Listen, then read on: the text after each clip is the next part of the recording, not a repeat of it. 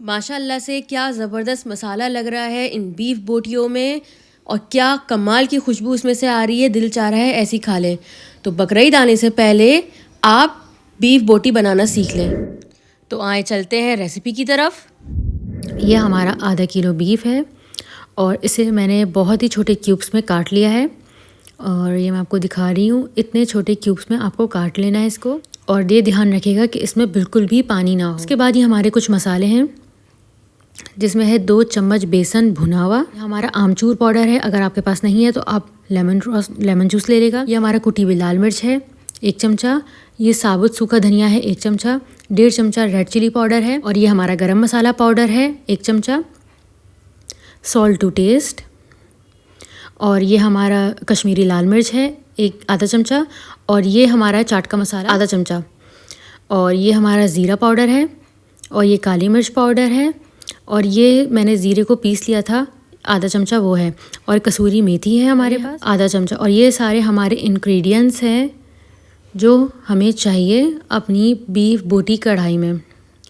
उसके बाद ये है हमारा कच्चे पपीते का पेस्ट। इसमें से जब मैंने इसको पीसा तो इसका पानी बिल्कुल निकाल लिया है। ये मैं आपको दिखा रही हूँ, बिल्कुल ड्राई फॉर्म में है। अब ये ड्राई जो हमारा पपीते का पेस्ट है ये हम इसमें ऐड कर लेंगे। और ये हमारा अदरक लहसुन का पेस्ट है, देखें इसका भी पानी मैंने निकाल लिया है। इन सबको पीसने के बाद मैंने छन्नी में डाल के सारा पानी इसका निकाल लिया। ये है हमारी आधी प्याली दही जो बिल्कुल फिटी हुई है, क्रीमी टेक्सचर है इसका। इसमें जो पानी था वो मैंने इसका निकाल लिया है। और ये है हमारी तली हुई प्याज 1 प्याली। अब इसको बहुत अच्छे से हमें मैरिनेट कर लेना है, ऊपर नीचे करके सारे मसाले को बहुत अच्छे से मिक्स कर लेना था। अब मैं अपने हाथों से कर रही हूँ।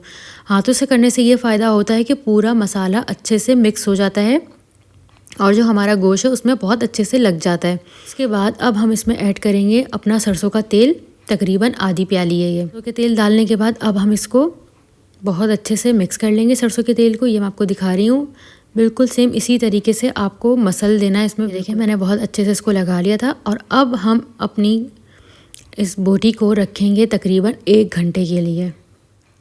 1 घंटे के बाद इसकी शक्ल कुछ इस तरीके से आएगी।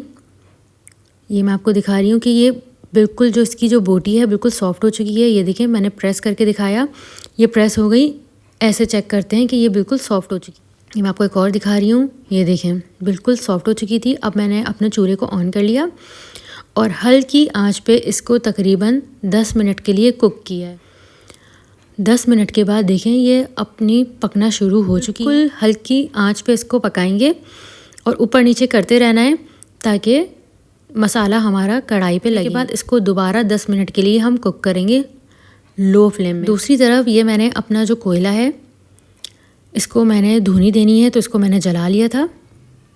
अब मैं साइड में रखूँगी अपनी कोई सा भी, अगर आपके पास रोटी का टुकड़ा है तो आप रोटी का टुकड़ा रख लें। मेरे पास प्याज का टुकड़ा था तो मैंने वो रख दिया।